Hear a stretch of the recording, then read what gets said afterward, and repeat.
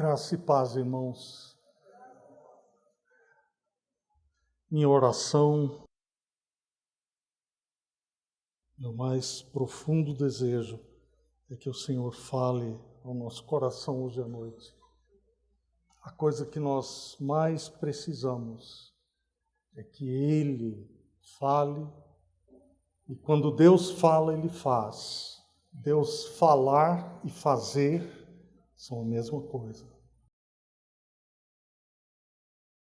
Eu convido os irmãos e amigos a abrirem a Bíblia no livro de Jonas.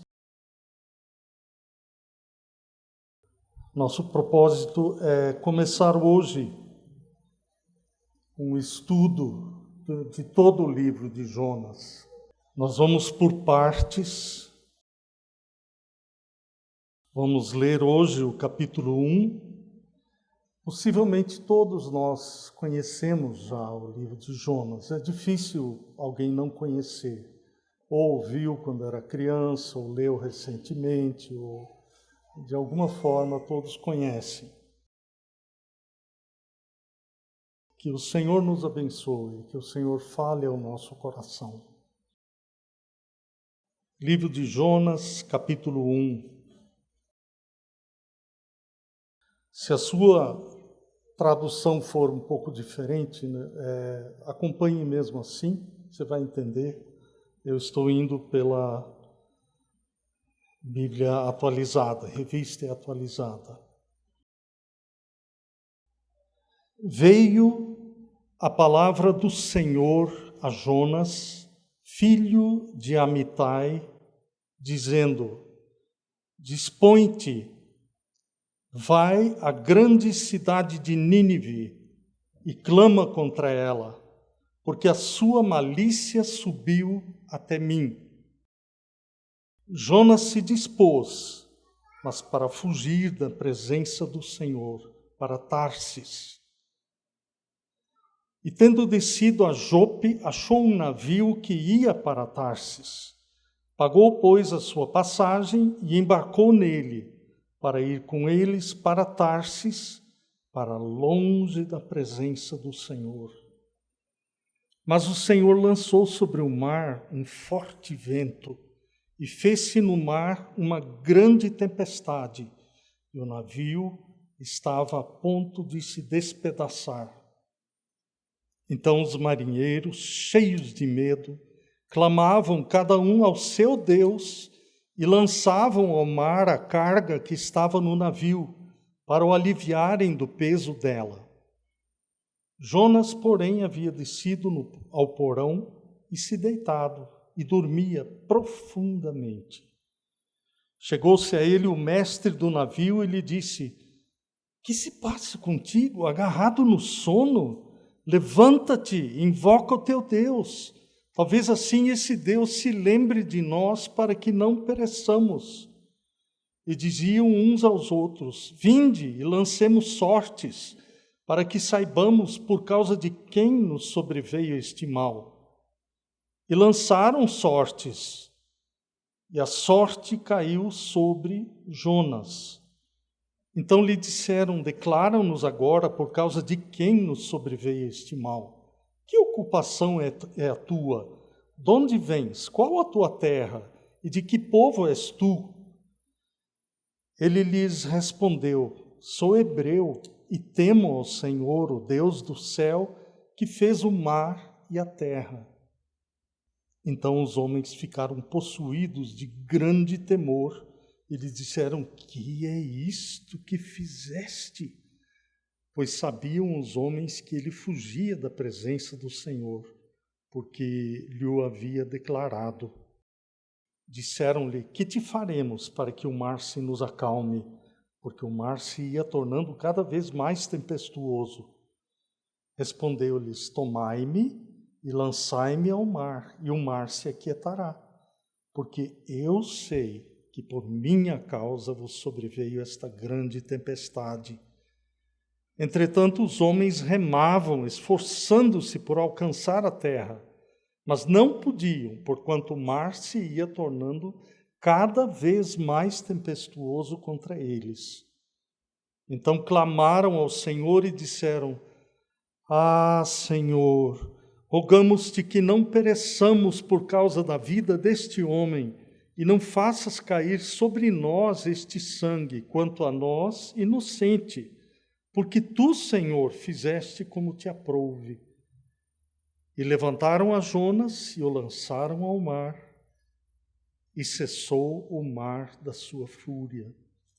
Temeram, pois, estes homens em extremo ao Senhor, e ofereceram sacrifícios ao Senhor e fizeram votos. Deparou o Senhor um grande peixe para que tragasse a Jonas.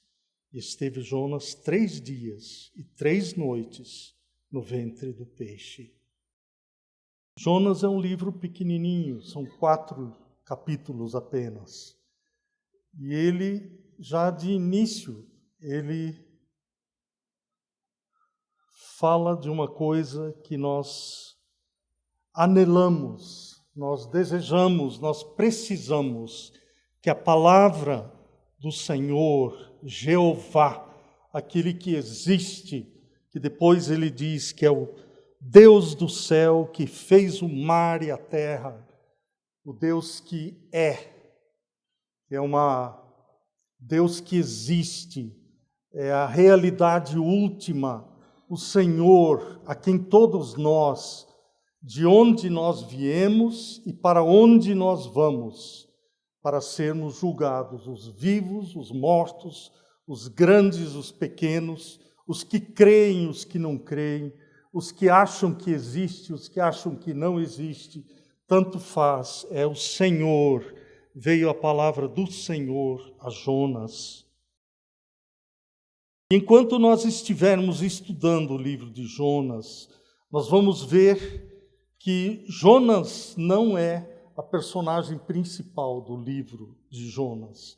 Ele é uma narrativa do que aconteceu com o profeta Jonas, mas nós vamos ver uma outra pessoa, uma pessoa diante da qual tudo e todos se curvam, precisam se curvar, ou se curvam voluntariamente agora, enquanto estão vivos, ou haverão de se curvar, querendo ou não. É o próprio Senhor. O conhecimento, essa verdade de quem é Deus, não informações a respeito dele, mas o conhecimento pessoal é a coisa mais importante para qualquer ser humano. Aquilo que vem à sua mente, à minha mente, quando se menciona o nome de Deus, é a coisa mais importante da sua vida. Conhecer a Deus, conhecê-lo pessoalmente, não como alguém distante, longe lá no céu, alguém que até muita gente admite que ele que criou todas as coisas, mas é um Deus distante, um Deus que não interfere, um Deus que não intervém. Esse não é o Deus das Escrituras. Nós vimos aqui já no primeiro capítulo que é um Deus que interfere, sim.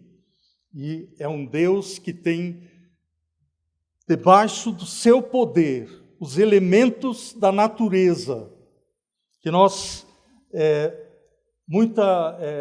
está sendo muito falado que o homem destrói a natureza, que o homem isso, que o homem aquilo, sempre o grande homem e o Deus ausente, ou o pequeno Deus. Mas quando nós chegamos às Escrituras, a revelação que Deus faz de si mesmo é um Senhor diante do qual nós trememos. Nós tememos e trememos. Graças a Deus que Ele interfere na vida humana. Graças a Deus que Ele se revelou em Cristo Jesus. O Deus que se fez homem, o mediador entre Deus e os homens. Você vai perguntar se Jonas tem alguma coisa a nos dizer. Sim. O apóstolo Paulo escreveu na carta aos Romanos, ele diz tudo quanto outrora foi escrito, para o nosso ensino foi escrito, a fim de que pela paciência e pela consolação das Escrituras tenhamos esperança. Isso é maravilhoso. Tudo quanto outrora foi escrito. Quando o apóstolo Paulo escreveu isso, ele estava se referindo ao Antigo Testamento, que o Novo Testamento estava sendo formado. Então ele está se referindo ao Antigo Testamento. O livro de Jonas, quando você vai estudar um pouquinho, os comentaristas, todos dizem que há dúvidas, que não sei o que da autoria, que não sei o que mais e tal. Existe. E você esperaria alguma coisa diferente de Satanás? Não, ele sempre, a primeira investida dele na humanidade foi contra a palavra de Deus. É isso que Deus disse? Vocês não podem comer de nada? Não, não foi isso. Não, Deus falou, vocês podem comer de tudo, menos de uma árvore. Mas ele deturpa a Escritura. E o Senhor Jesus, ele pôs a assinatura dele na autenticidade do livro de Jonas. Ele disse que Jonas, ele estava falando com os saduceus e fariseus, com os discípulos dele, junto ali, e os fariseus falaram, Senhor, queremos um sinal da tua parte. Ora, Jesus havia feito inúmeros sinais. Ele falou para essa geração incrédula e perversa, não farei nenhum sinal, eu lhes darei o sinal de Jonas. Qual era? Jonas ficou 3 dias e 3 noites no ventre do grande peixe, e há traduções que falam que ele ficou no coração, Jesus fala no coração da terra, né, que é o mesmo sentido, o ventre do peixe era lá dentro, no mais íntimo. E Jesus ficou 3 dias e 3 noites. Essa expressão, só para explicar para nós, ela na língua hebraica, 3 dias e 3 noites, não era necessário ser 3 dias completos. Só parte do primeiro e do terceiro já seriam suficientes para essa expressão valer. 3 dias e 3 noites. Então, só para uma explicação inicial, mas o Senhor, ele sabia onde Jonas morava. Ele sabia o nome de Jonas. Ele sabia quem era o pai de Jonas. E o Senhor falou com ele. E o Senhor viu Jonas se dispondo. A palavra dispõe-te e vai, levanta-te e vai. Se coloca pronto e vai agora. E Jonas foi. Mas foi para fugir. Ele tinha um plano na cabeça. Ir para Tarsis, que é uma cidade que não se sabe exatamente onde era, mas era... Digamos que Deus tivesse falado, vai para a direita, para Nínive, e ele foi para o outro lado. Nínive ficava talvez a uns 800 quilômetros longe de onde, 800, 900 quilômetros de onde Jonas estava. E ele se dispôs para ir para Tarsis, que ficaria talvez uns 2.400 quilômetros longe daquele lugar para onde ele tinha que ir. Nínive, o que era Nínive? O que Deus está falando? Era uma cidade, a capital do Império Assírio. Os assírios eram um povo inimigo do povo judeu. E eles foram um dos povos mais cruéis da história da humanidade. Eles eram ruins mesmo, cruéis. Tinham gosto de praticar a maldade quando eles dominavam um determinado povo. Eles se saciavam naquilo. Eles tinham prazer de fazer aquilo. E Deus fala, vai à grande cidade de Nínive. Nós vamos ver que era uma cidade grande. Eram mais de 600 mil habitantes. Londrina deve ter mais ou menos isso. Só que a cidade era muito mais espalhada, não havia prédios, né, de 15, 20 andares. Era muito grande a cidade. Depois Jonas, à medida que nós vamos lendo o livro, nós vamos vendo que era uma cidade que demorava uns 3 dias para ser atravessada. E a média por dia era uns 32 quilômetros, então mais ou menos o raio da cidade daria uns 94, 96, né, quilômetros.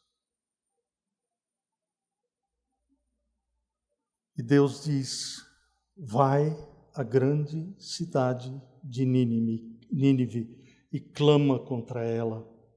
Jonas se dispõe e Deus vê Jonas indo para Jope, que era um porto. Ele vai com o objetivo de comprar uma passagem de um navio que vá para Tarsis. Chegando lá, ele procura até encontrar um navio. E ele tem dinheiro para comprar passagem, pagar a passagem dele. Com isso, nós aprendemos que nem sempre, quando nós temos os recursos, significa que Deus está abrindo a porta. Há muito mais envolvido na vontade de Deus do que só ter o suprimento daquilo que eu preciso. Nós temos que andar com um passo muito mais cuidadoso, com um passo reverente diante do Senhor. Aquilo que Ele supriu, talvez não seja exatamente para aquilo que eu desejo fazer. E Jonas não é um herói do tipo que nós procuramos. Nós geralmente queremos nos espelhar num herói que consegue dar conta das circunstâncias e tal. E Jonas, ele se mostra, nesse sentido, ele se mostra muito útil, esperançoso para nós, porque eu vejo, eu sou formado do mesmo barro que ele, eu tenho as mesmas tendências que ele, ouvir a voz de Deus, tremer na base e não ouvir o que o Senhor está dizendo. Mas é um alerta, tudo que foi escrito para o nosso ensino foi escrito, para que pela paciência e consolação das Escrituras tenhamos esperança. É o Senhor falando com Jonas.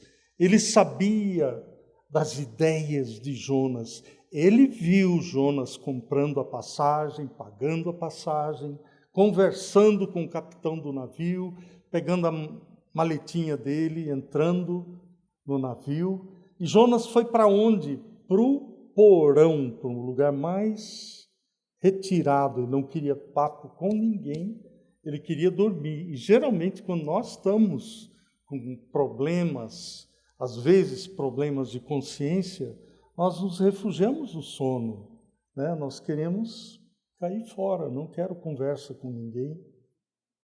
Mas havia um que sabia onde ele estava.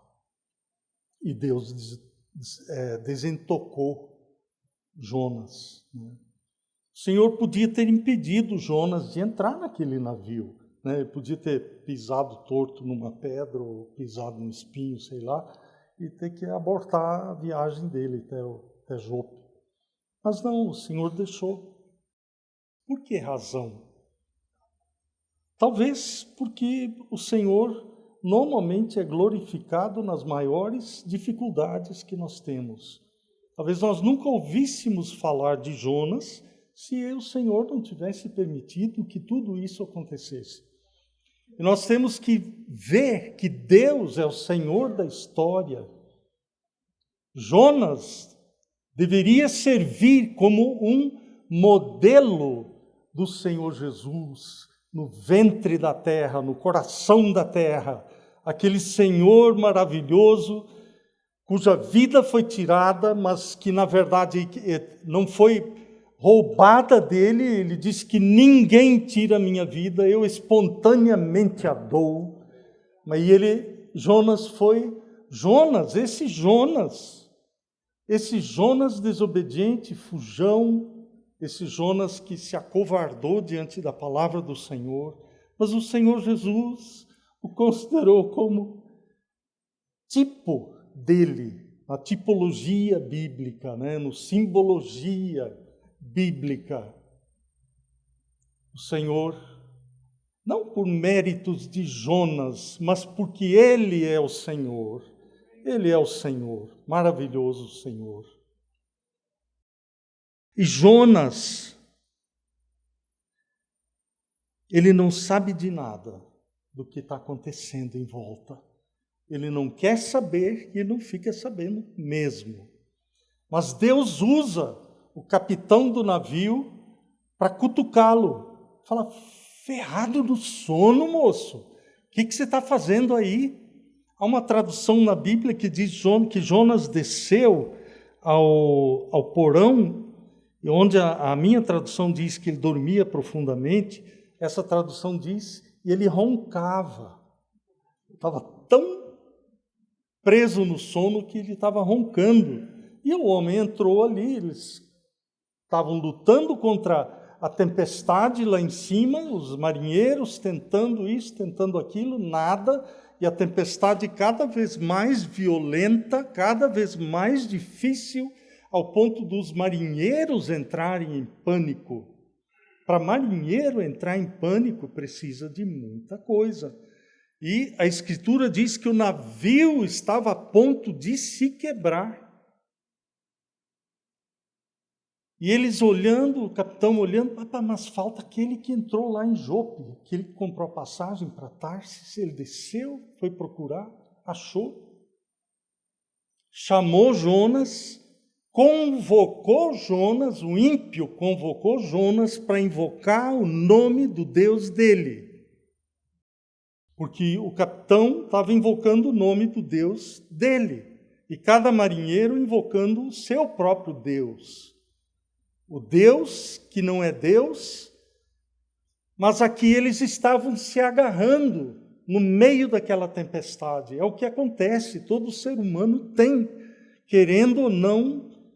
Dizem que a melhor maneira de você saber quem é ateu, na verdade ou não, é botar alguém dentro de uma situação assim, que até o ateu começa a clamar para alguma coisa, ele se agarra, essas coisas vêm à tona.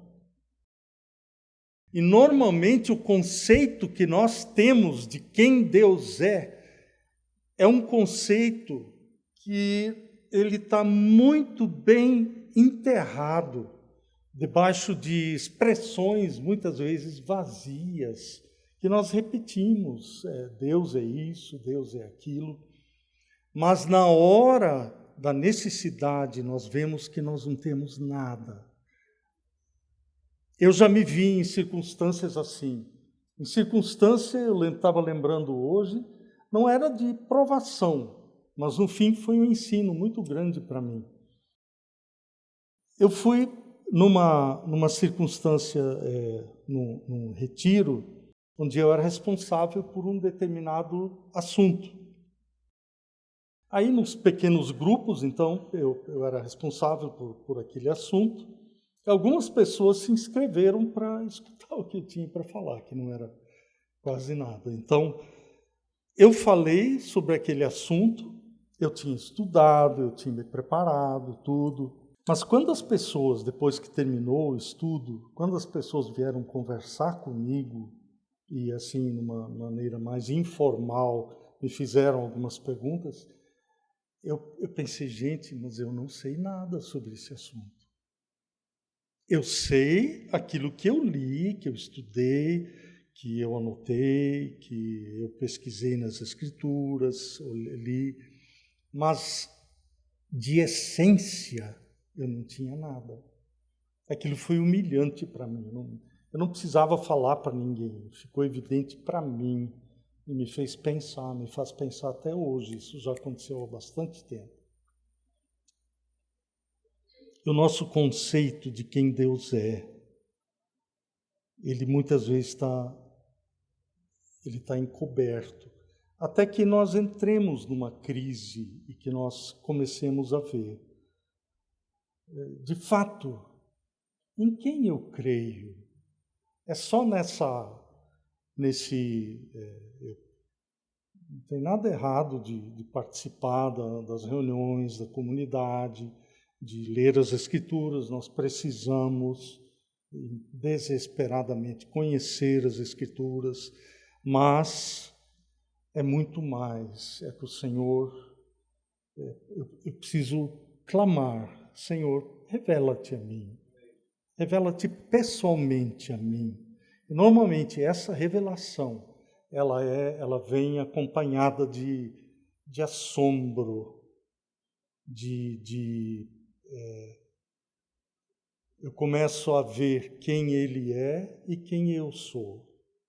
E quando isso acontece, normalmente nós nos comparamos com outras pessoas. Aí sempre eu vou sair ganhando de muita gente, eu saio perdendo também de outros, né, que eu acho melhores do que eu, mas muitas vezes a gente se conforta com isso, né?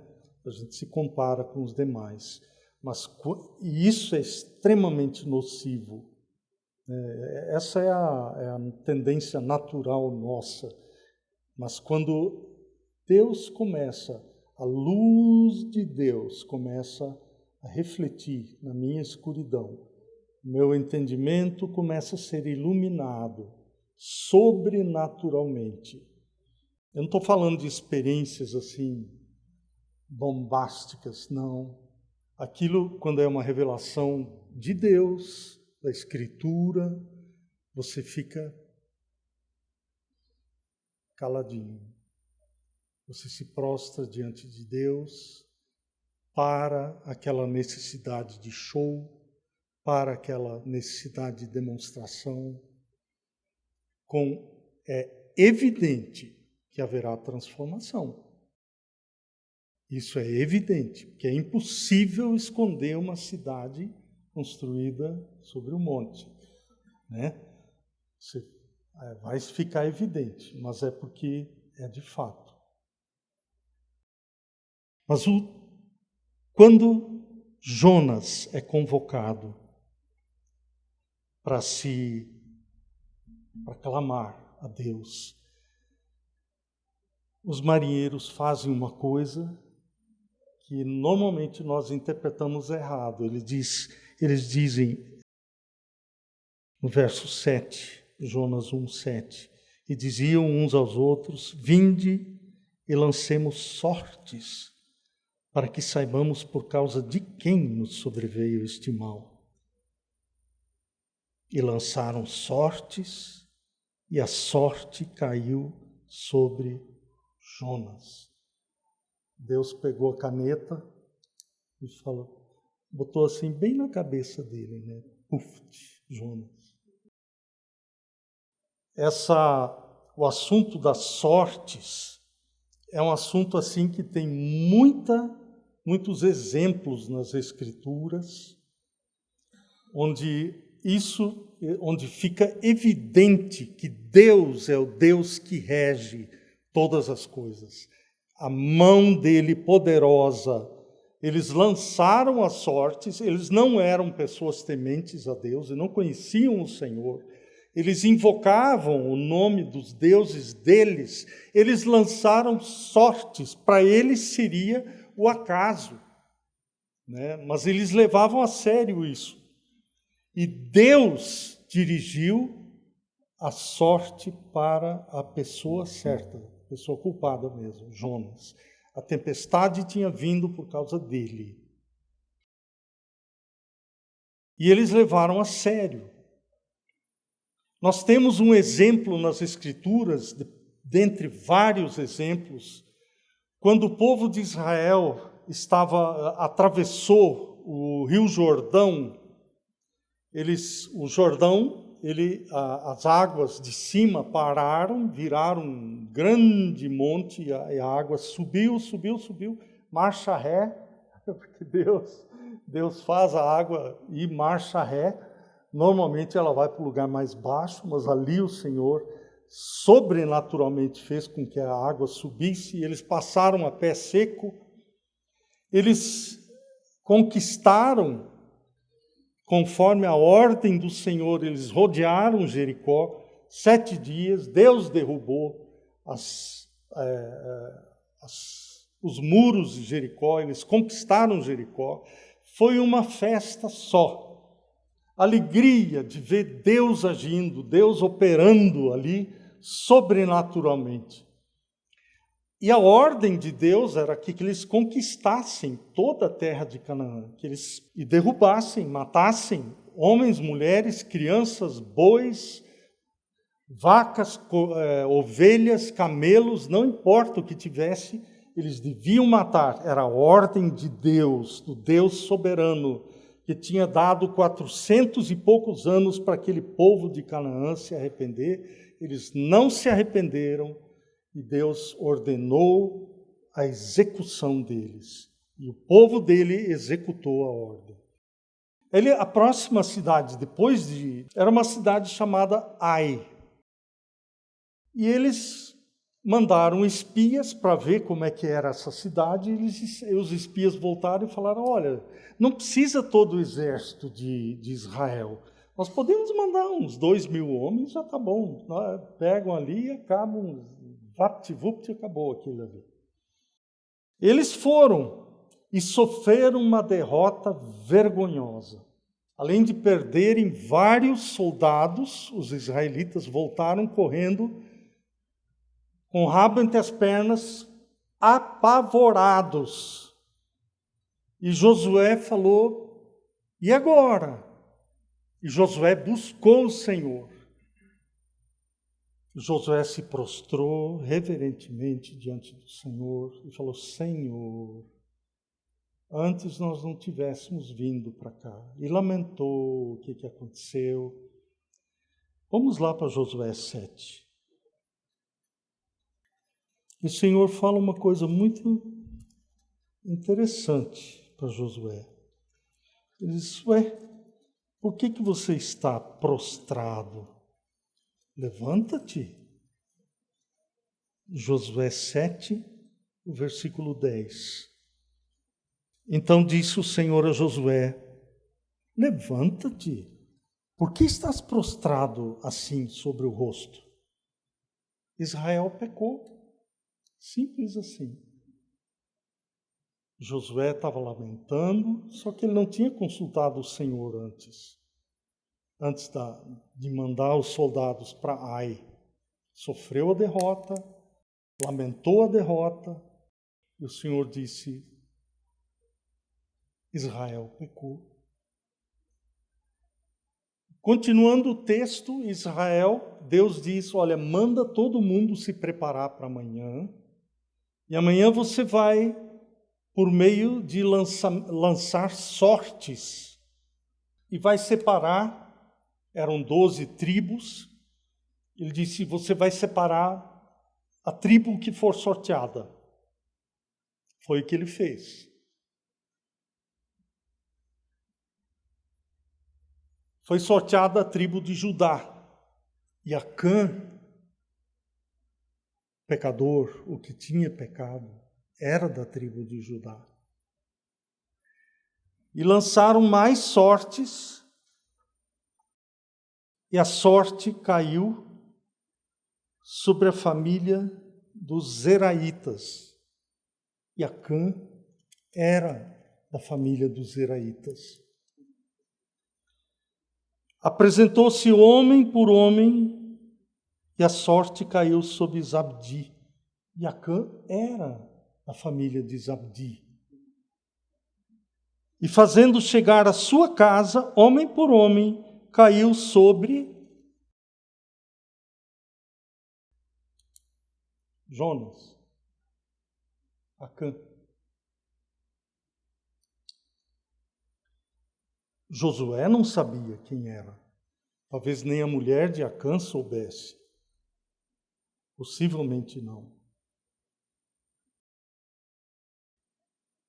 Quando caiu a sorte sobre Acã, que era o culpado, Josué falou, Acã, fala o que aconteceu.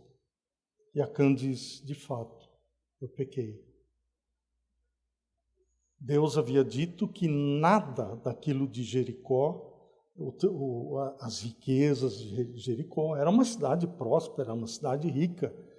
Ele disse: nada, vocês não poupem nada, nem ouro, nem prata, nem roupa, nem nada, nada,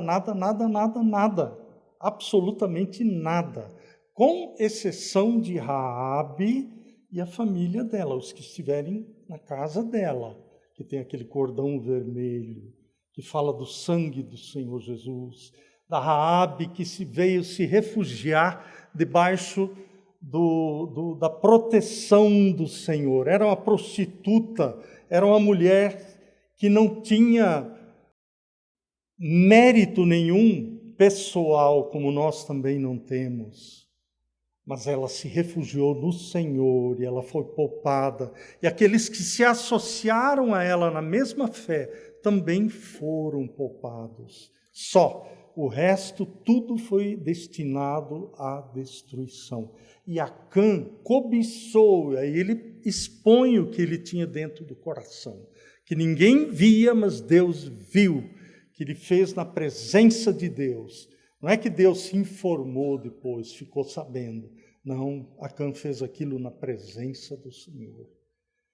E ele disse: eu cobicei ouro, prata, eu cobicei a veste babilônica. E ele disse: olha, eu guardei isso, está escondido no meio da minha tenda, na terra, e a prata está por baixo.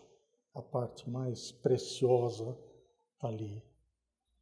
E os homens foram, olharam, acharam exatamente o que Acã falou, o que Deus revelou por meio de sortes lançadas diante do Senhor, com temor de Deus, em oração, e Acã recebeu a devida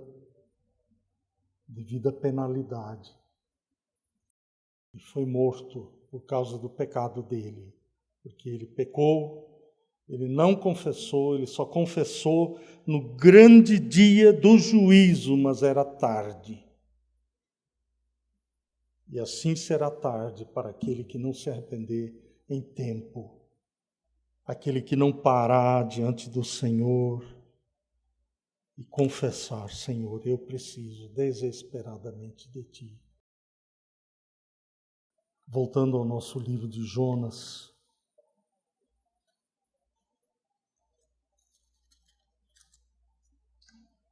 irmãos, eu não vou muito para frente, porque nós vamos ter bastante trabalho com o livro de Jonas, bastante coisa para ruminar. Mas eu queria ler duas coisas que me falaram muito ao coração.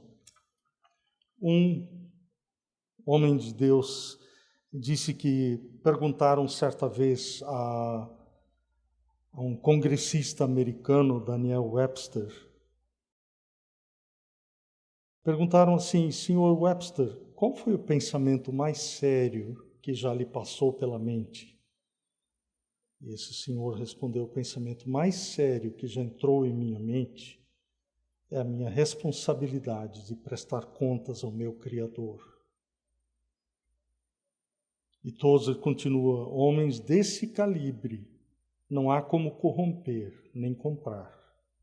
Eles não precisam preocupar-se com escutas telefônicas. Aquilo que eram em caráter e conduta era resultado da convicção que tinham, que no final eles teriam de prestar contas, não ao Congresso, não ao povo, mas a Deus. O fato de Deus tudo ver deve nos assombrar, se já estamos reconciliados com Ele ou não. Essa é uma das verdades que, às vezes, ela não é desconhecida nossa, não é uma novidade. Não estou pregando nada novo, desconhecido, mas são coisas, às vezes, tão grandes que elas exercem muito pouco efeito sobre a nossa vida. Então, o que eu preciso como cristão, como alguém que se reconciliou com Deus? O que eu preciso fazer? Eu preciso meditar longamente sobre esse fato. E eu queria sugerir para você que você meditasse em Hebreus 4:13, que é um dos textos que deve nos quebrantar quando nós lemos. A Escritura diz assim: e não há criatura que não seja manifesta, ou evidente, ou aberta, ou nua na sua presença, na presença de Deus.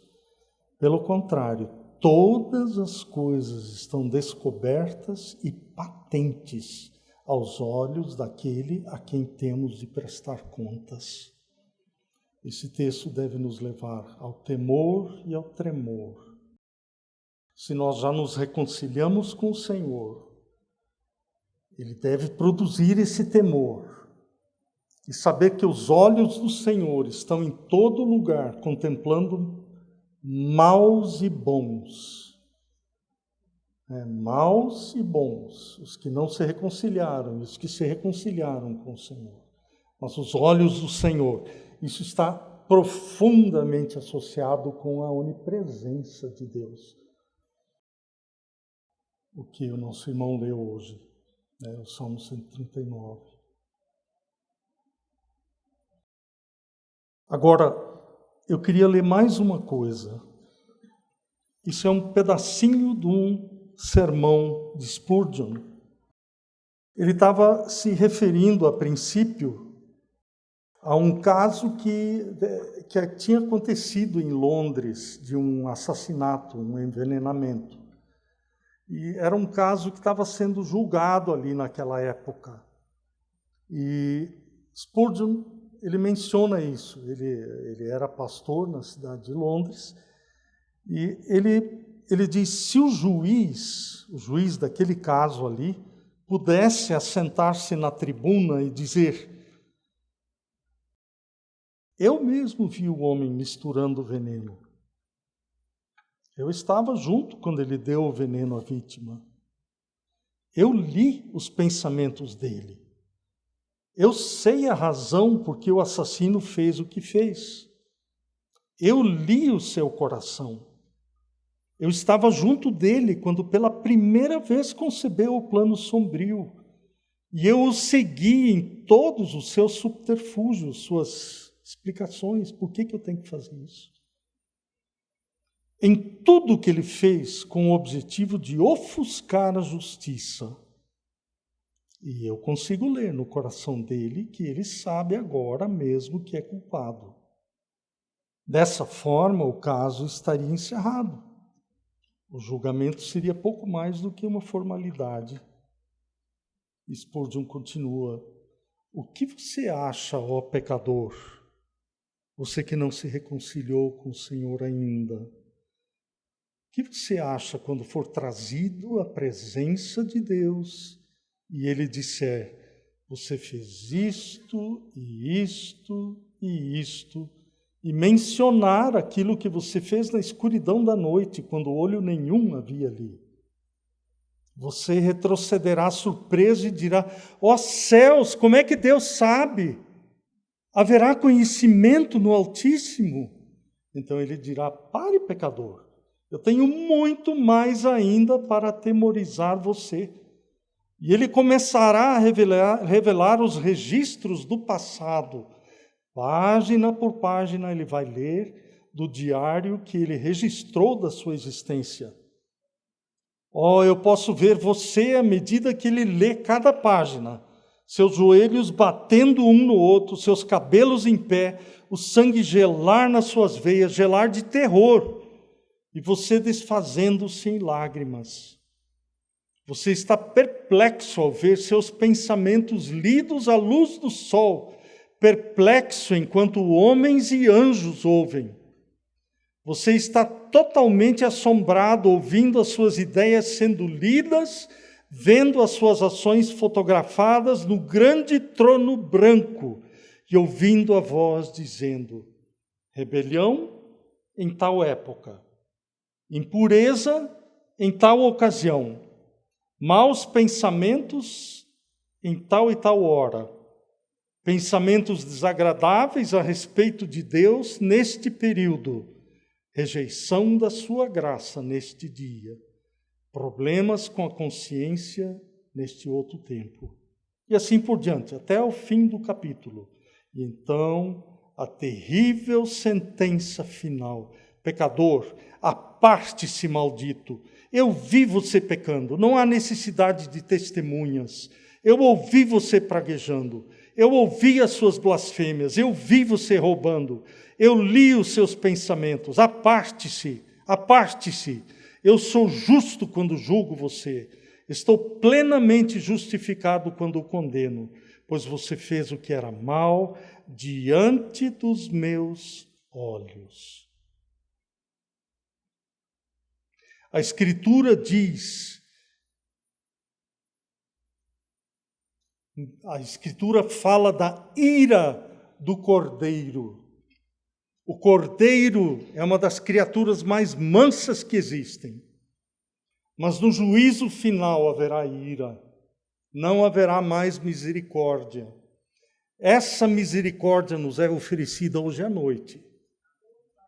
Essa misericórdia nos é oferecida agora, que nós temos fôlego, o fôlego que vem de Deus, que é sustentado por Ele e que é removido por Ele no tempo que Ele quer.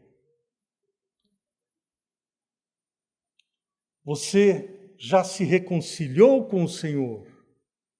Você já se viu como pecador perdido diante de Deus e você já correu para Ele, para o refúgio que é o Senhor Jesus? Ele é o único refúgio. Há um temporal vindo lá na frente, o temporal do juízo de Deus, e ninguém pode suportá-lo, a não ser aquele que se refugia no Senhor Jesus. E essa oferta está à disposição hoje à noite. Essa oferta, no seu íntimo, você pode clamar ao Senhor e dizer: ó Jesus, ó Senhor, tem misericórdia de mim, Senhor, de mim, pecador. E como o Senhor Jesus falou naquela parábola do fariseu e do publicano, que o publicano batia no peito e dizia: ó Deus, ele não tinha coragem de levantar a cabeça. Ele dizia: ó Deus, tem piedade de mim, tem misericórdia de mim. E Jesus disse uma coisa muito doce sobre aquele homem. Ele disse que ele voltou para casa justificado. Ele voltou para casa justificado, porque ele se refugiou em Deus, ele reconheceu quem ele era. Não era pior do que o fariseu. O fariseu não sabia, ele não se via tão ruim quanto o publicano, mas os dois eram iguais. No fim, o fariseu era, de certa forma, pior, porque pior cego é aquele que não vê ou não admite que não é cego. Você se reconciliou com o Senhor, então dá graças ao Senhor. Vamos nos regozijar novamente no sangue do Cordeiro derramado em nosso favor. Irmãos, isso é de nos alegrarmos todos os dias, de dar graças humildemente diante do Senhor. Senhor, obrigado, porque o Senhor veio morrer por mim. Obrigado, Senhor, por mim, pecador. O Senhor morreu por mim. E eu me refugio em Ti.